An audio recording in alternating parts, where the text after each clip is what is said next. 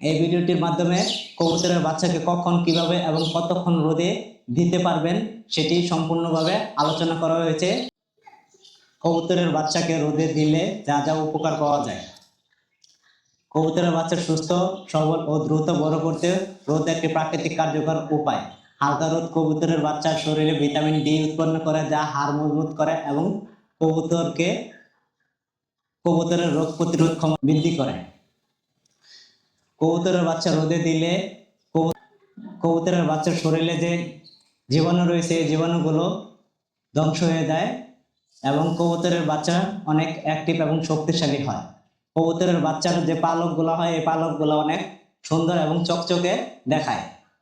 কবুতরের বাচ্চাকে রোদে দিলে আরো একটি বেশি উপকার পাওয়া যায়, সেটা হলো কবুতরের যে ঠান্ডা লাগে এই ঠান্ডাজনিত সমস্যাটা দূর হয়ে যায়। কবুতরের বাচ্চাকে কখন রোদে দিবেন? সকালের হালকা রোদ কবুতরের বাচ্চার জন্য অত্যন্ত উপকারী, তাই আমরা কবুতরের বাচ্চাকে সকাল 8টা থেকে 10টার মধ্যে রোদে দেব এবং সর্বোচ্চ 10 থেকে 15 মিনিট রোদে রেখে দেব। ভিডিওটি ভালো লাগলে আমার চ্যানেলটি সাবস্ক্রাইব করবেন, পাশে থাকা বেল আইকনটি অন করে দেবেন এবং লাইক কমেন্ট করে আমার চ্যানেলের পাশে থাকবেন। আরো নতুন নতুন ভিডিও পেতে হলে আমার চ্যানেলটি সাবস্ক্রাইব করে রাখুন। ধন্যবাদ সবাইকে।